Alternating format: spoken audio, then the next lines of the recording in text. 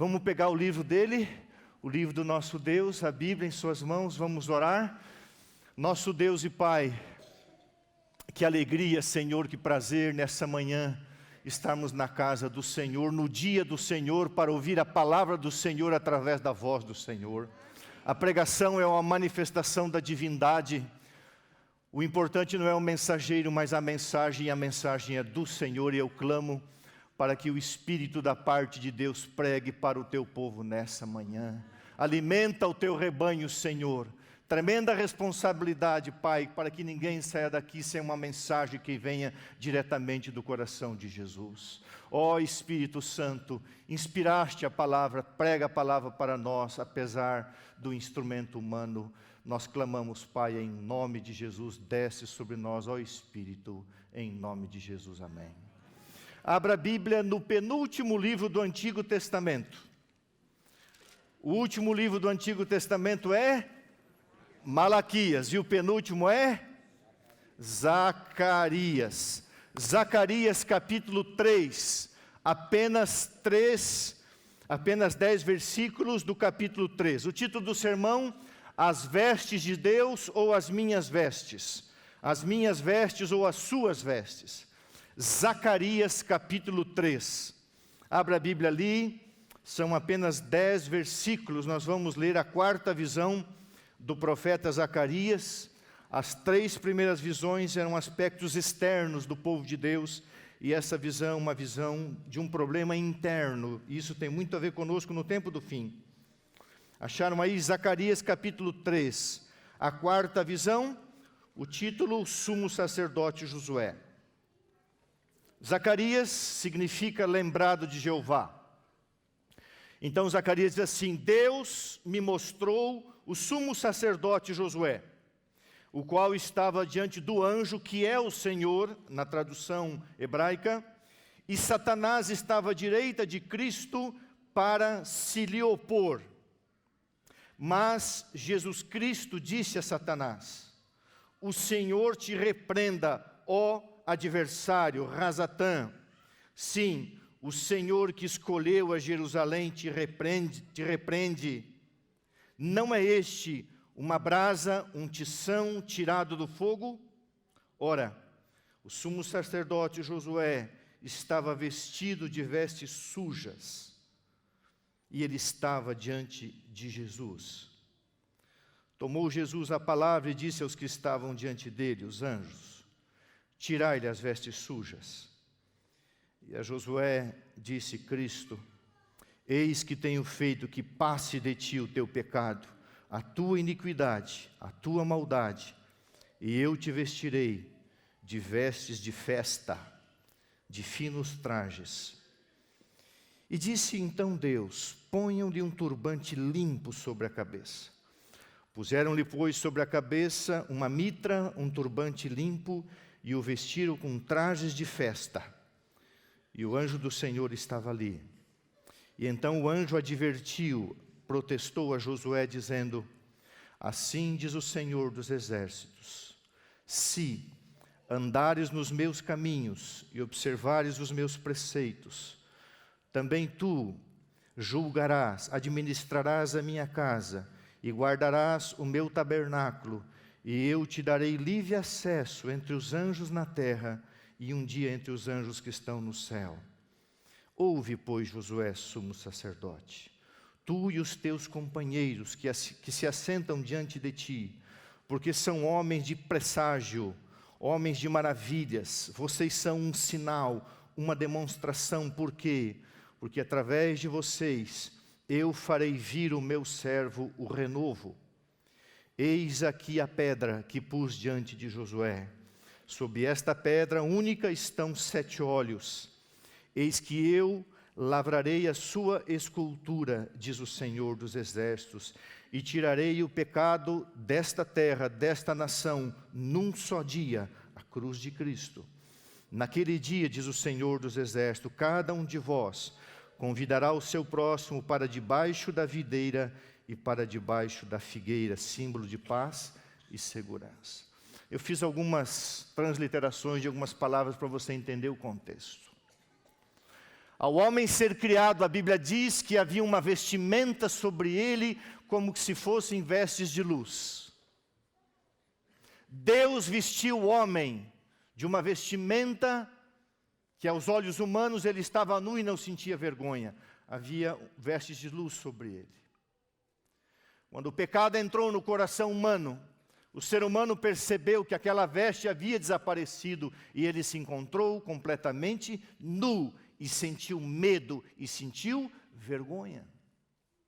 Qual não foi a reação humana, natural de um homem em pecado? Cobrir a sua vergonha, cobrir a sua nudez. Fizeram folhas de figueira e se esconderam de Deus. E aí começa, irmãos, toda a história de onde nós vamos chegar. O ser humano sempre vai tentar se apresentar diante de Deus com a sua justiça, com as suas vestes. E quando Deus visita Adão e Eva no jardim, diz assim: filhos, o que vocês me oferecem, a roupa que vocês estão vestidos, não me serve. Não é isso. E então um cordeiro é morto, o sangue é derramado. E Deus então mostra para o homem que o homem precisaria usar as vestes providenciadas pelo próprio Deus. Isso é um simbolismo em toda a Bíblia, irmãos. Por isso que eu coloquei o título do sermão, As Minhas Vestes ou as Vestes de Deus. No texto exclusivo que nós vamos estudar agora, nós vamos ver o que estava acontecendo aqui e o que isso tem a ver comigo e do que eu preciso estar vestido nesse tempo do fim. Israel, a nação escolhida por Deus. Irmãos, por que Deus pega Abraão e faz de Abraão uma nação? Após a entrada do pecado, Deus sempre teve um homem, uma família, uma tribo e depois uma nação para manter vivo o conhecimento dele aqui na terra. Se não fora Noé, o único, e a sua família, o conhecimento de Deus teria sido banido, porque era plano de Satanás acabar com o conhecimento de Deus.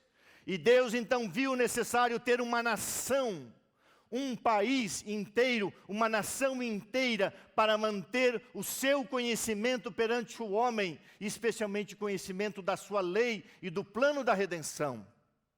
E Deus escolheu Israel. E durante séculos, Israel foi a nação que manteve o nome de Deus neste mundo. O diabo andava contente com isso? Não.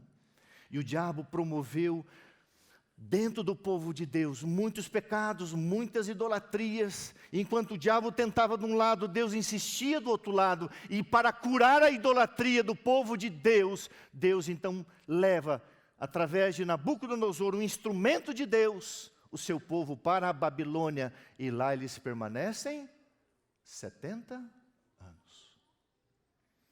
Deus é longânimo, Deus é paciente. A Bíblia diz que Deus disciplina quem ama. E lá na Babilônia, apesar dos seus grandes erros e pecados, Daniel, Ananias, Misael e Azarias e o povo de Israel às margens do rio Quebar ainda mantiveram o conhecimento de Deus e das leis de Deus, a ponto de Nabucodonosor ser salvo pela graça de Jesus através do testemunho de Daniel. Não havia outra forma de pregar o evangelho para a Babilônia, senão levando o povo de Deus para lá, porque o povo de Deus estava assimilando a idolatria. Bom, passam-se os 70 anos. Deus providencia para que líderes pagãos promulgassem leis para o retorno do povo de Deus. E ali vem Zorobabel, o governador. Ali vem os profetas Zacarias, Ageu, os profetas pós-exílio, anunciando a restauração, a vinda do desejado de todas as nações, através do profeta Ageu. E Deus então levanta esses homens para estimular o povo. E quando o remanescente vem, irmãos da Babilônia, o que eles encontram? Uma cidade destruída pelo fogo, pela guerra, as muralhas derribadas. Aí vem Esdras, Neemias, reconstrução dos muros, o templo derrubado. E agora, irmãos, Deus precisava fazer uma coisa. Deus precisava reinstalar, recomeçar o ritual do santuário. Por quê? Irmãos, quando você estuda o assunto do santuário no Antigo Testamento, o ritual do santuário era o evangelho em símbolos. A água para lavar, a água da vida, Jesus Cristo, os pães da proposição, símbolo de Cristo, o altar, símbolo da cruz, o sacrifício, símbolo de Jesus, o cordeiro, tudo era o evangelho em símbolos, a lei de Deus com o propiciatório, a tampa da misericórdia, a tampa do momento propício, onde o sumo sacerdote levava os pecados da nação. Aquilo era o evangelho em símbolo. E agora o povo volta, curados da idolatria, curados das suas iniquidades.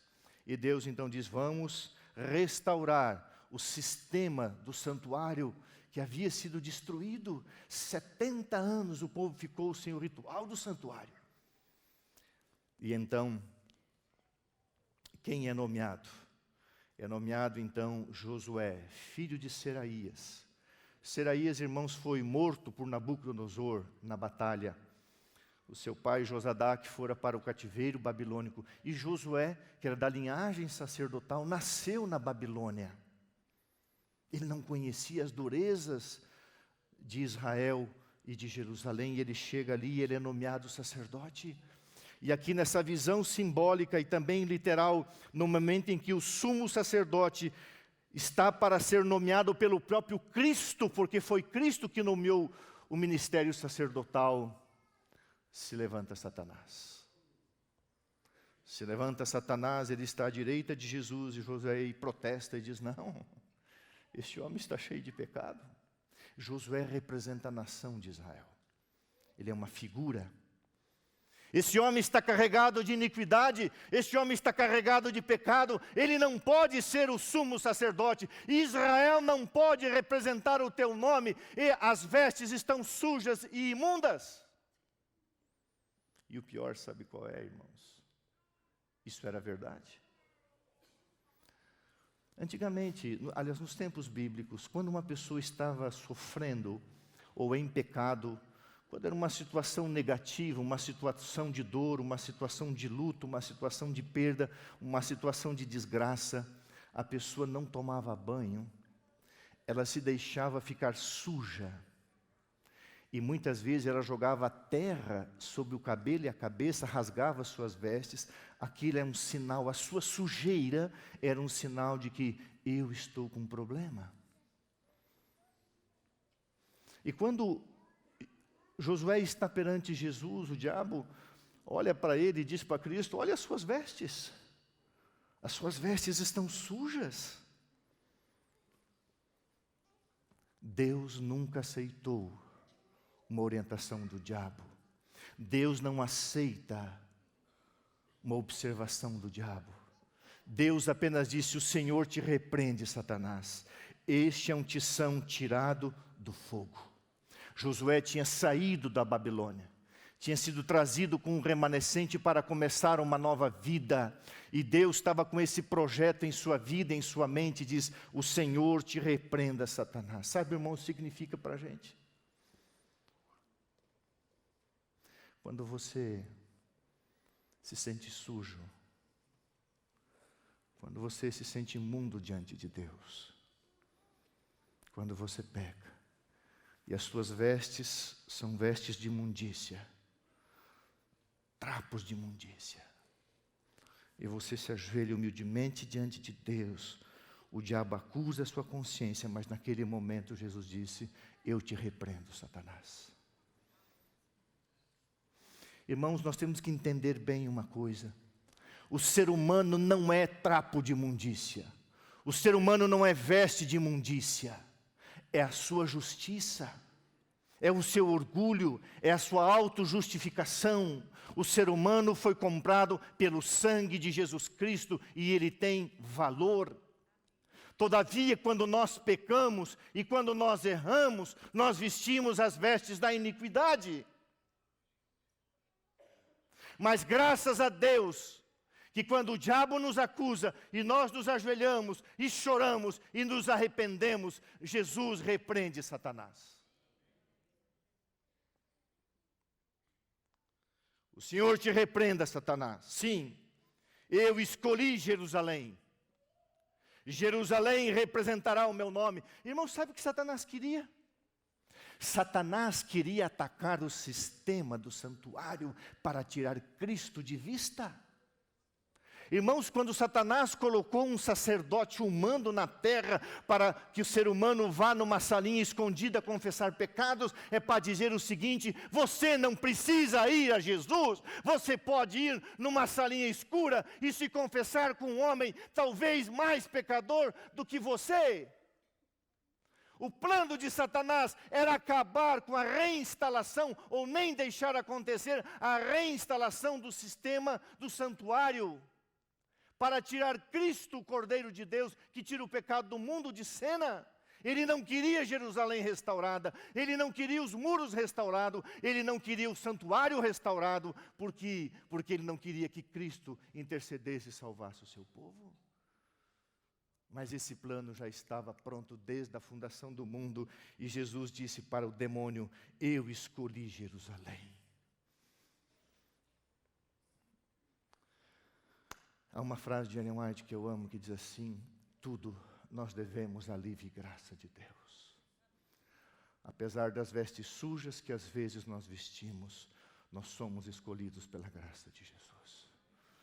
Sabe, irmãos, como seres humanos é tão triste, mas a nossa luta é essa.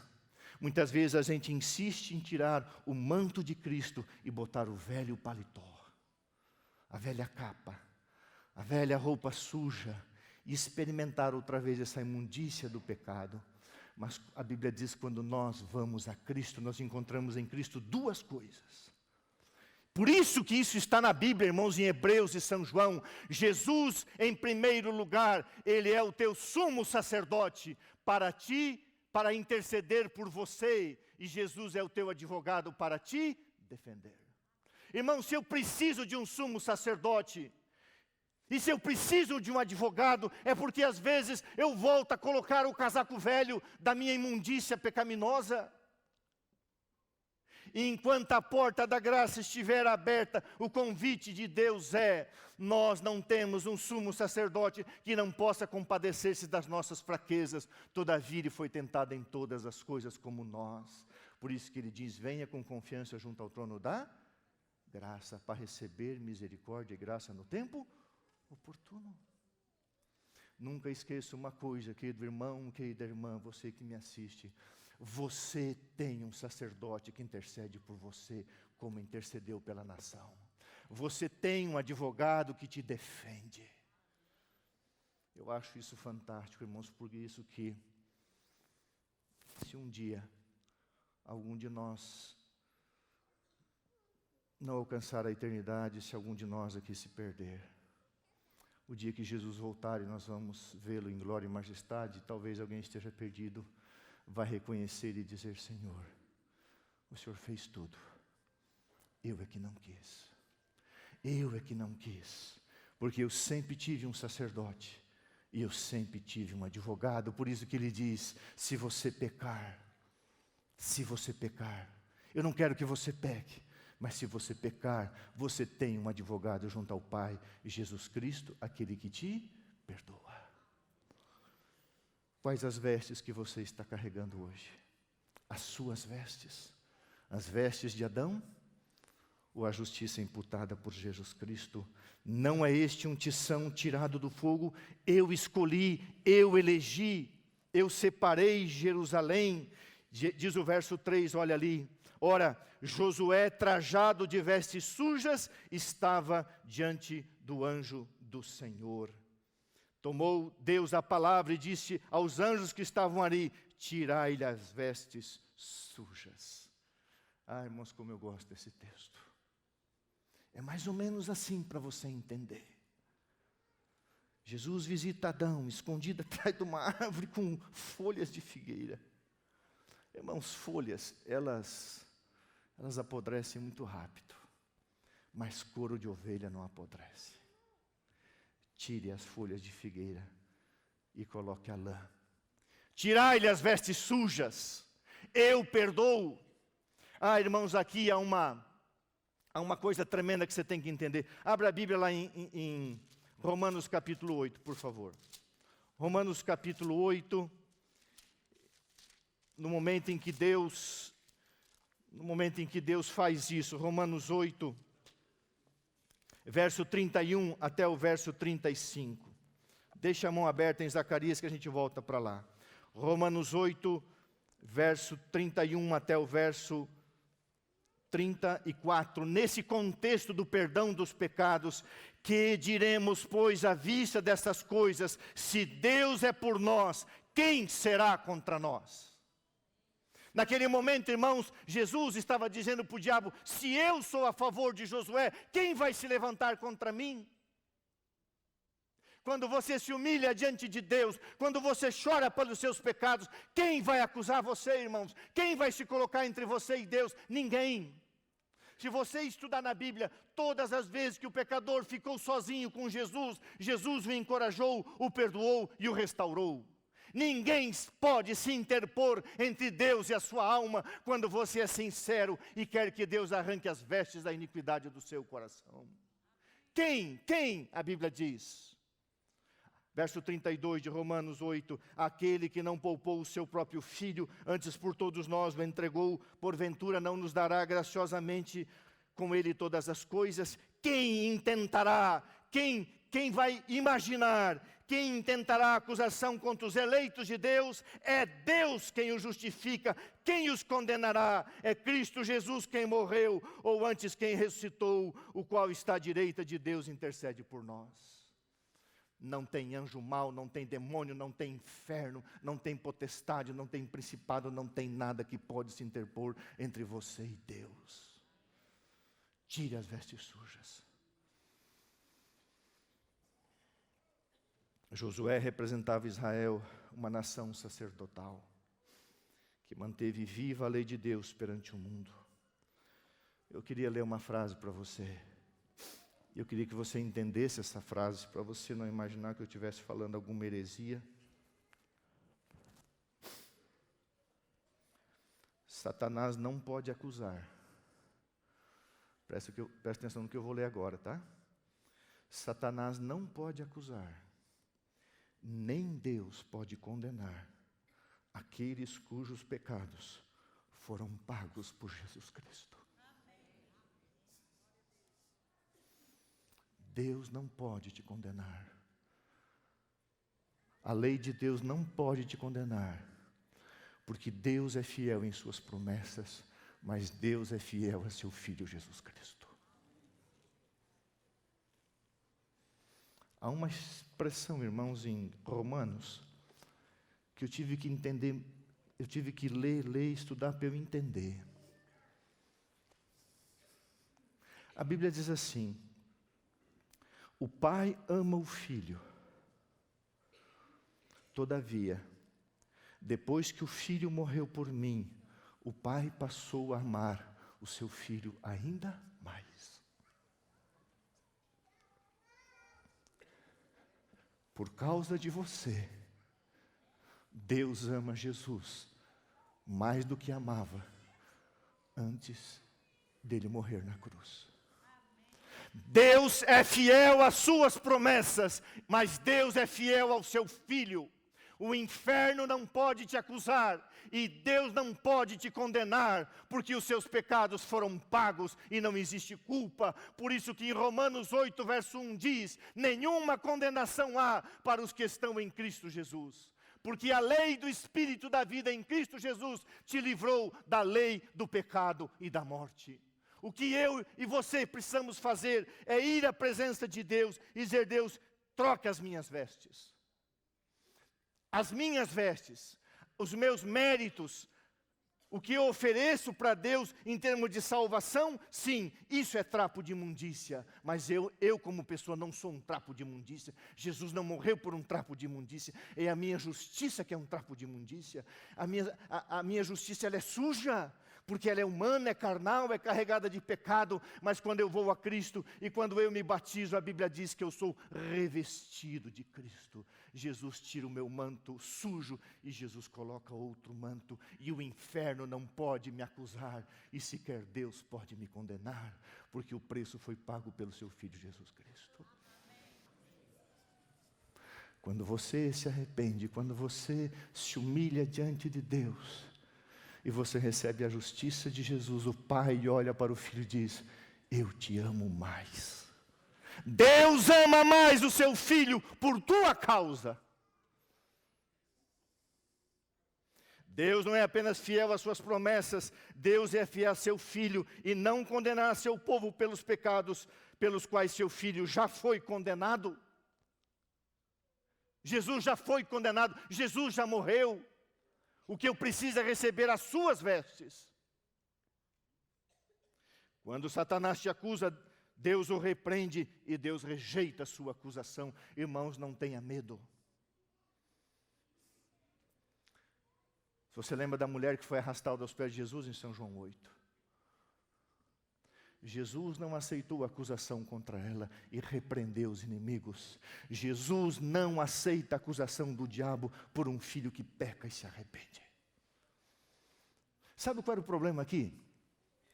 Satanás, ele estava dizendo assim: Deus, para aí.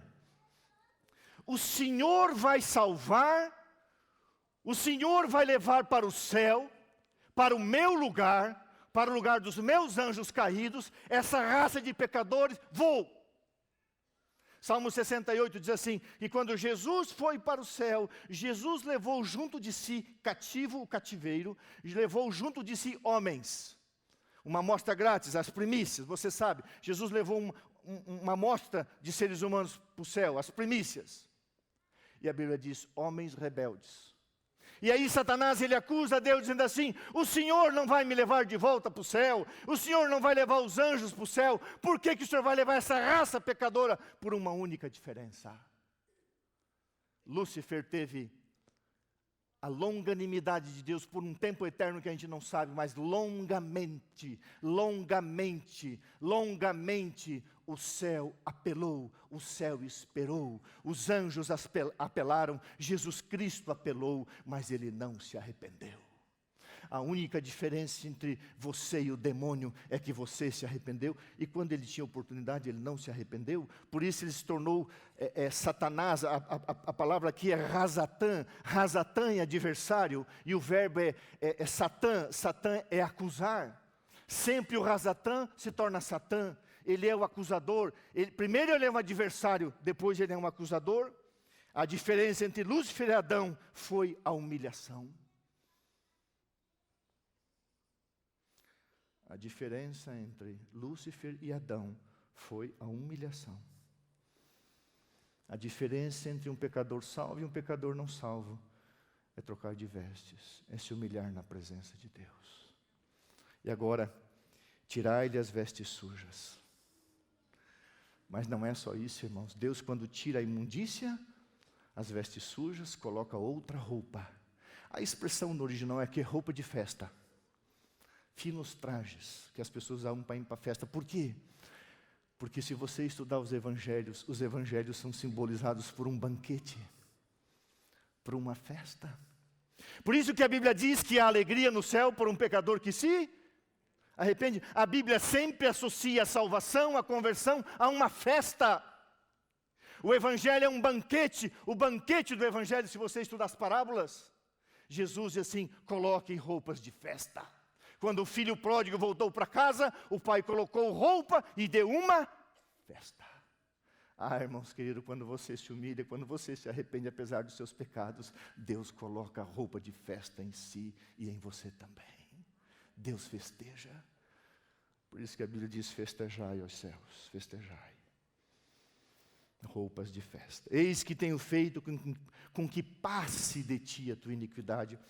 O Isaías 38 diz assim: eis que foi para a minha paz que tive eu grande amargura.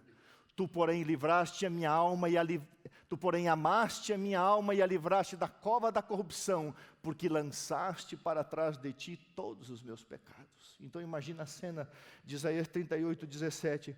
Você está caminhando com vestes de iniquidade, vestes de pecado, vestes de imundícia. Você se encontra com Jesus. Jesus pega, tira suas vestes. Jesus joga para trás de si e diz: filho, daqui para frente, outras vestes. Por isso que a Bíblia diz: eis que tenho feito que passe de ti. Deus joga fora nossas vestes sujas. E disse então, verso 5, ponham-lhe um turbante limpo sobre a cabeça. Você sabe o que estava escrito na mitra, no turbante do sumo sacerdote: santidade ao Senhor. Irmãos, o que é ser santo? Por que o apóstolo Paulo, escrevendo para a igreja de Corinto, uma igreja cheia de problemas, nenhum pastor quereria ser pastor lá em Corinto? Ô igrejinha terrível! E Paulo diz assim aos santos de Corinto. Santo, irmãos, significa separado para uso sagrado. Vasos de barro separados para uso sagrado, apesar de muitas vezes insistir em vestir as velhas roupas, como Israel tentou. Coloque um turbante limpo sobre a cabeça, e o anjo do Senhor estava ali. Abra a Bíblia em Isaías 61, verso 10. Outro texto, Isaías 61, verso 10.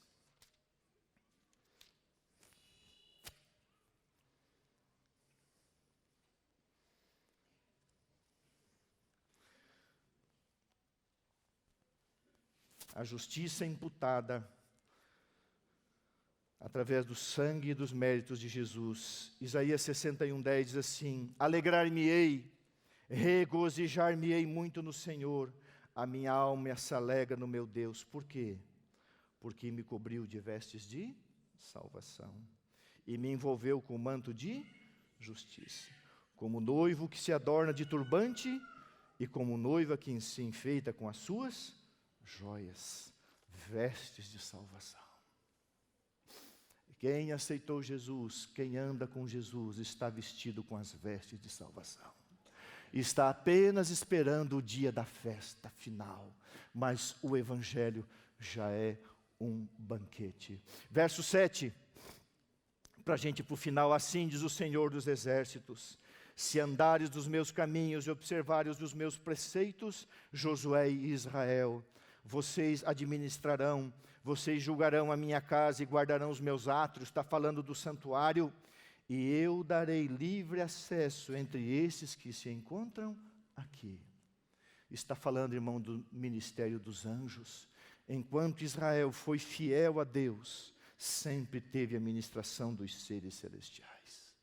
Vocês andarão entre os anjos, nessa terra, e um dia entre os anjos que estão no céu. Aliás, é muito mais do que isso. A Bíblia afirma que no milênio, você será como um anjo. Eu não sei como é que é esse negócio, mas você vai ser um anjo. Eu não sei se existe a palavra anja, vou dar uma ignorada aqui agora no português, mas irmão, você vai ser uma anja. Perdão aí os pessoal aí. Você será como um anjo. Durante 1000 anos você vai alçar voos incontáveis para os mundos não caídos, e você vai conversar com os seres que lá habitam. É assim que está escrito: você será como um anjo. Já tem até uma plataforminha aqui atrás. Já viu que tem uma plataforminha aqui? Isso aqui é para encaixar a asa.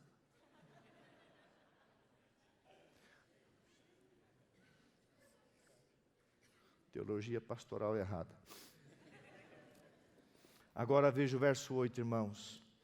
Ouve, pois, Josué, sumo sacerdote. Olha isso aqui, irmãos. Tu e os teus companheiros que se assentam diante de ti, vocês são homens de presságio, de profecia, de maravilhas. Eis que farei vir o meu servo, o renovo. O que Deus está falando aqui? Nação de Israel, Josué, sumo sacerdote, vocês são um sinal. a virgem conceberá e dará à luz a um filho. Israel era um sinal de Deus neste mundo. Israel era uma demonstração do amor de Deus, e através de Israel viria e veio o Redentor do mundo. Irmãos, quando eu li isso aqui, fiquei pensando, a palavra mofete em hebraico, sinal. A igreja de Deus que guarda os mandamentos de Deus e tem o testemunho de Jesus é um sinal de Deus. Aqui está a resistência, aqui está a perseverança dos santos, os que guardam os mandamentos de Deus e têm o testemunho de Jesus. Agora, traga isso para a sua vida. Dentro da sua casa, na sua comunidade, no seu local de trabalho, aonde você está, você é um sinal de Deus. Irmãos, que tremenda responsabilidade. Israel era um sinal de Deus no mundo. E você? Assim como Israel foi um sinal de Deus para a primeira vinda de Cristo, a igreja é um sinal de Deus para a segunda vinda de Cristo. Você é um sinal de Deus, você é uma profecia de Deus, você é uma demonstração da lei de Deus e das promessas de Deus, de que em breve Jesus vai voltar. Mofete, homens de profecia, vocês são um sinal. Verso 9, porque eis aqui a pedra que pus diante de Josué, está falando de Cristo, e sob esta pedra única estão 7 olhos, o Espírito Santo. Eis que eu lavrarei a sua escultura, diz o Senhor dos Exércitos, e tirarei o pecado dessa terra num só dia. O pecado dessa terra num só dia acontece em 2 momentos. Quando Cristo morreu na cruz, Ele disse, está pago, está consumado. E quando Jesus vier em glória e majestade, Ele vai erradicar num só dia, através da pedra, a rocha de Daniel 2, o pecado deste mundo, e você terá eternamente as vestes da imortalidade. As vestes da imortalidade. Verso 10, naquele dia, diz o Senhor dos Exércitos, quando Cristo voltar, você vai me convidar e eu vou te convidar, para debaixo da figueira e para debaixo da videira, símbolo de paz e segurança. Irmãos, por que esse texto está na Bíblia? É a história do povo de Deus no tempo do fim.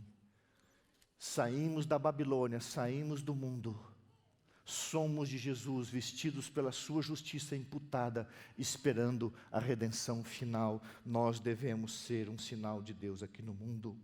Você foi eleito para manter o conhecimento de Deus entre os homens. Olha a importância disso aqui, irmãos. Em 1844, depois em 1863, Deus levanta um povo para manter o conhecimento da sua lei perante o mundo. Há uma igreja com 20 e poucos milhões de pessoas que guardam os mandamentos de Deus e esperam a volta de Jesus. Um sinal.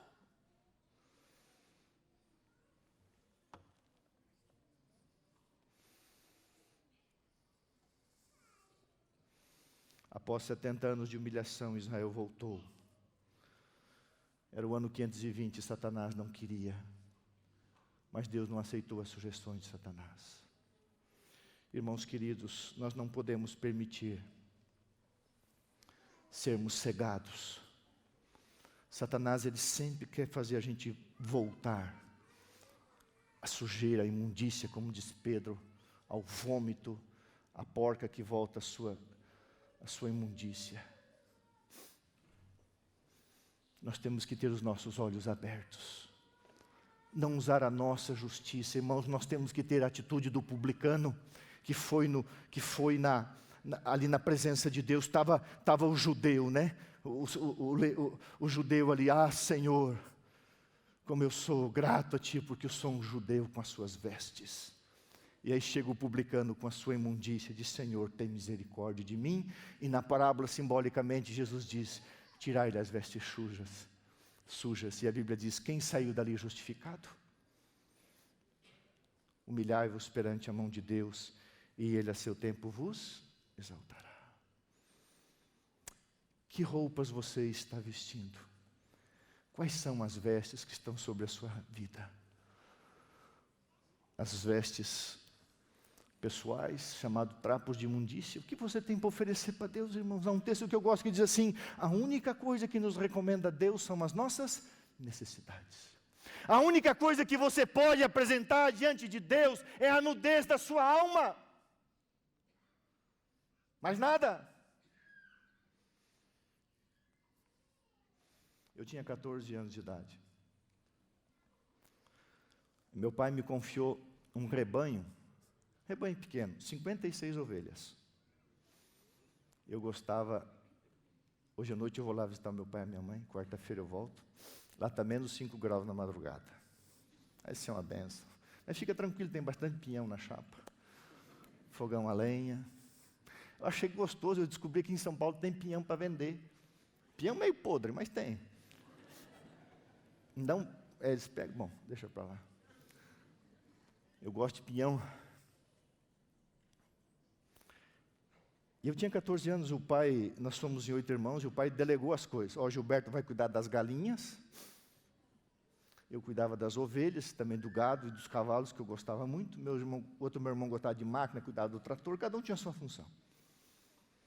E nós tínhamos exatamente 22 ovelhas, que davam cria, que pariam na saída da primavera. Lá em 1979, 77 teve uma nevasca, ficou tudo branquinho, perto de São Joaquim. A gente usava muita ovelha para fazer as cobertas de lã. Eu tenho encoxoado de lã, mas também para comer a carne da coitadinha das ovelhas. E chegava assim a primavera, o inverno rígido, 65, 70 geadas, nevascas, era muito frio.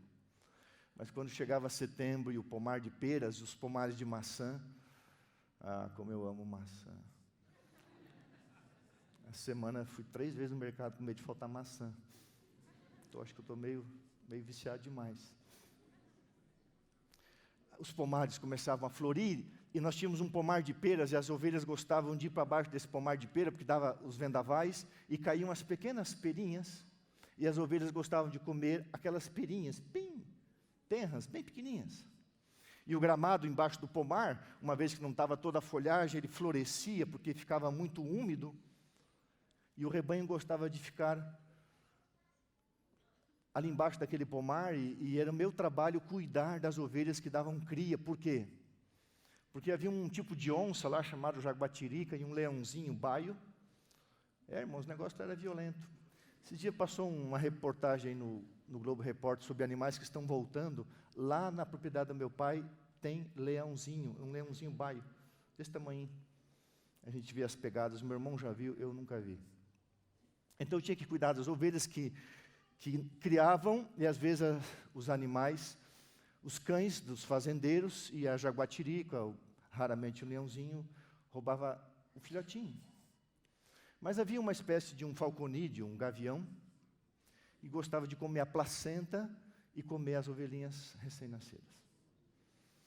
E então, eu lembro que um verão, era o mês de outubro, e eram 22 ovelhas, e muitas delas criavam gêmeos. Era mais linda. Às vezes eu assistia a ovelha da cria. Às vezes eu ajudava puxando o pezinho para ela sair. E eu estava ali no pomar de pera, garoto, 14 anos, fazendo peraltice. E assim na escola municipal, os meus primos, os vizinhos, futebol, jogar bola. E começa a chamar um, chama outro, e gritar. E eu vendo a molecada jogar bola, olhei para as ovelhas, e eu vi que uma ovelha se afastou do rebanho. Uma ovelha só se afasta do rebanho normalmente por 2 razões. Quando a ovelha está doente, ela se afasta do rebanho para não transmitir doença para outras ovelhas. É muito interessante. Aonde a ovelha está, aonde os cavalos estão, elas não ficam juntas, aonde a vaca está, elas ficam só elas. Eu vi que uma ovelha estava bem prenha, ela se afastou do rebanho e foi para um canto do pomar. E eu olhando para a bola e vendo que a ovelha ia dar cria, e eu fui jogar bola. E esqueci a ovelha. Começou a escurecer. Já era final da tarde, demorou ali 1 hora e pouco. E eu corri para trazer as ovelhas para o curral e eu contava todas as ovelhas. E 56 ovelhas, 55, cadê outra ovelha? E eu, uns 150, 200 metros, vi aquela ovelha e ela tinha dado cria. Ela deu a cria 2 cordeirinhos. E quando eu fui me aproximando, eu vi a gente chamava de carancho, um gavião falconídeo em cima de uma ovelhinha, com as 2 garras, e ele estava furando os olhos, e furou os olhos daquela ovelhinha. A mãe, em defesa, ficava ao redor, bé, bé, bé, e o gavião picando, e eu peguei um pedaço de madeira e joguei ele, foi embora. A outra ovelhinha recém-nascida ali, e aquela ovelhinha cega. Eu peguei aquele cordeirinho desse tamanho, cheguei no peito, e ele tremia. E eu passei a mão, ele estava cego, e corria água e sangue dos seus olhinhos.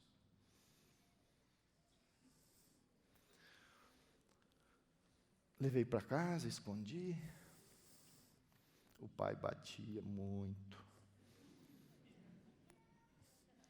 Lá não era varinha, lá era expressão chucreira, chiqueirá, ou soiteira, ou rabo de tatu. O negócio era forte. Meu pai descobriu que eu tinha que contar. O pai disse, uma ovelha deu cria? Deu. Quantos? 2. Por que só tem um no curral? Eu falei, o outro está cego, pai. Por que está cego? Porque eu descuidei, um gavião furou os olhinhos dela. Então você vai ter uma responsabilidade. Achei que eu ia apanhar aquele dia, o pai estava bom. Você vai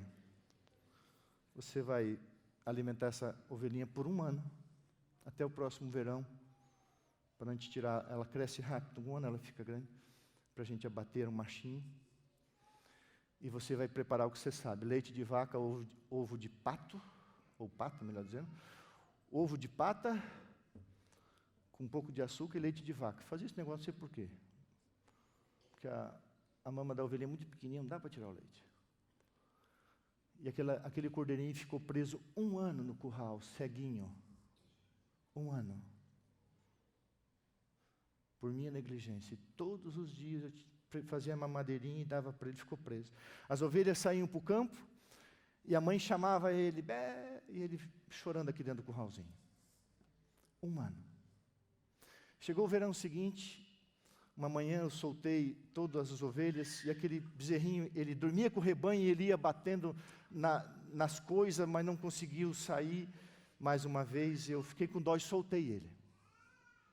Soltei uma ovelha cega, mais uma coisa errada que eu fiz. E ele foi com a ovelha para o campo, com o rebanho para o campo, atravessaram o rio, havia uma colina muito grande, uma lomba que a gente chamava, ali havia um rio, e naquele dia deu uma grande chuva de verão, uma trovoada, e enchia o rio muito rápido, que é perto de cabeceiras. E no final da tarde eu fui buscar o rebanho já tinha voltado, e eu não achei aquele cordeirinho.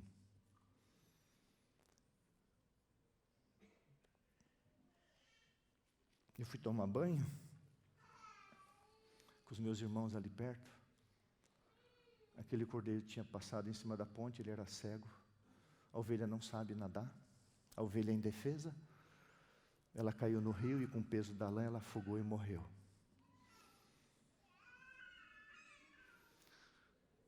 Quando eu vi aquele cordeiro morto e o meu irmão me ajudou a tirar e enterrar do rio,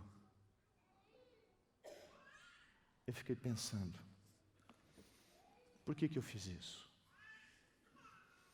Até hoje, quando eu conto, eu fico assim triste, porque eu deixei um carancho cegar uma ovelhinha, e eu depois deixei desprotegido um cordeiro de quase 1 aninho, e ele morreu afogado num rio.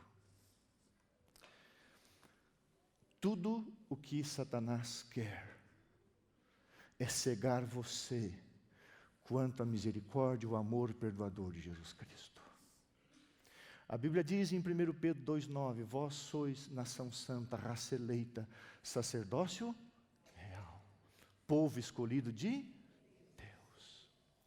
A nação de Israel foi cegada, mas ela foi humilhada por 70 anos no cativeiro, e ela voltou para ser um sinal de Deus, até que Cristo veio. Depois ela não quis mais ser um sinal de Deus, e Deus levantou uma igreja para ser o mofete, para ser o seu sinal no tempo do fim, e essa igreja é eu e você. Não deixe Satanás cegar os seus olhos. Não vista as suas vestes, receba as vestes de justiça de Jesus Cristo, porque são vestes de festa. As vestes humanas são vestes de luto, de tristeza, de iniquidade e de pecado. Não ouse carregar as suas vestes. Vá todo dia, pela manhã, pela madrugada, aos pés de Jesus e entregue o seu corpo nu, sem méritos, e diga: Senhor, coloca as tuas vestes sobre a minha vida, porque são vestes de banquete, vestes de festa, porque logo eu estarei na ceia das bodas do Cordeiro. Você é um sinal de Deus, de que Jesus em breve vai voltar. Viva como um sinal de Deus. Que Deus mude cada dia as suas vestes. Wander, querido, nós vamos cantar Alvo Mais Que a Neve. Coloca lá esse hino, por favor. Alvo Mais Que a Neve. Você vai ter que procurar, alguém pode me dar o número, porque a gente acabou cantando 205, uau, abençoada. 205, alvo mais que a neve. Você quer nessa manhã pedir as vestes de Jesus sobre a sua vida? Amém?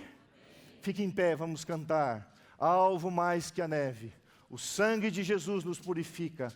Nós carregamos as vestes do Cordeiro como um sinal de que somos filhos de Deus, não somos cegados por Satanás.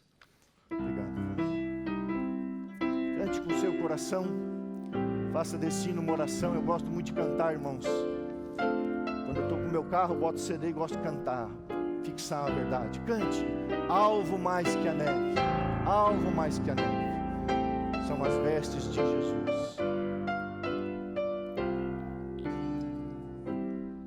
Espera, vamos lá. Seja bendito.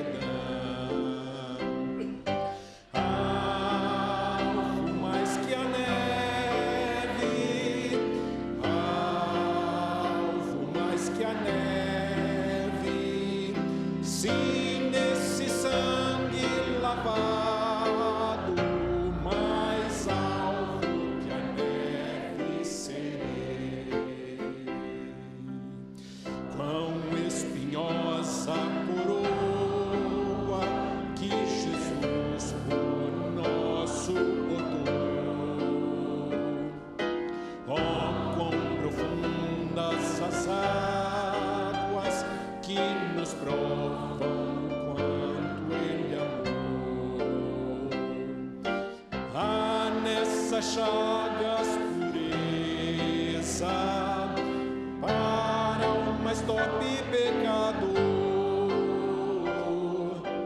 Pois mais alvos que a neve, o teu sangue nos torna Senhor.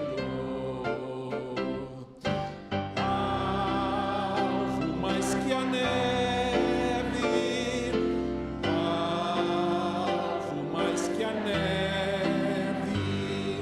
Sim, nesse sangue lavado.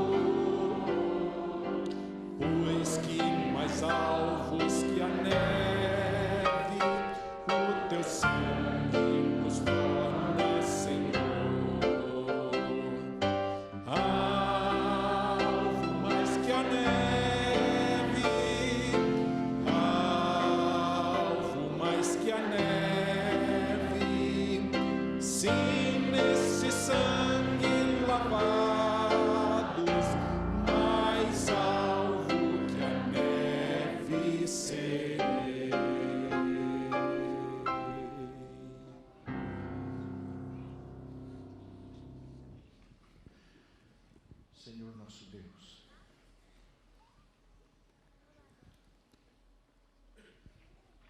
Nascemos com as vestes do pecado, mas fomos lavados pelo sangue de Jesus. Mas como Israel, às vezes, Pai, o ser humano insiste em vestir o velho paletó, o velho vestido, as velhas roupas. Se alguém aqui nessa manhã se sente sujo, se sente imundo, e veio aqui, eu peço que o demônio seja repreendido por Jesus, e Jesus coloque sobre a sua vida imputada a justiça, que são as vestes da salvação. Nós queremos, querido Jesus, que Deus o Pai te ame mais ainda por nossa causa. Amor incompreensível, graça maravilhosa, tão grande salvação. O que temos, Senhor, a oferecer a Ti? A nossa nudez. Queremos ter a atitude do publicano ao entrar na igreja: tem misericórdia de mim. Lava-nos no sangue do Cordeiro, e que saiamos daqui, Senhor, não por méritos próprios, mas pelo sangue de Jesus, mais alvos do que a neve. Não merecemos, mas aceitamos, Pai, que o diabo não tem direito de nos acusar, nem mesmo o Pai pode nos condenar, se sobre nós está as vestes de justiça. Porque não há dívida, ela foi paga e continua sendo paga por Jesus Cristo. Obrigado, querido Jesus. Tu és o nosso sacerdote, nosso intercessor. E quando o demônio se levanta, o Senhor se torna o nosso advogado. Que o Espírito Santo nos acompanhe hoje. Todos somos iguais ao pé da cruz. Santifica-nos, Senhor. Coloca em nossa cabeça, em nossa fronte, o manto da santidade, o manto da santificação, sem a qual ninguém verá o Senhor. Prepara-nos dia a dia, Senhor, vestidos com as vestes de festa, porque logo nós estaremos numa festa, no banquete celestial. Cuida do teu rebanho, das tuas ovelhas, bom pastor. E não permite que Satanás tire a nossa visão do Cristo crucificado. Que não percamos, Pai, a visão do céu e da eternidade. Em nome de Jesus. Amém.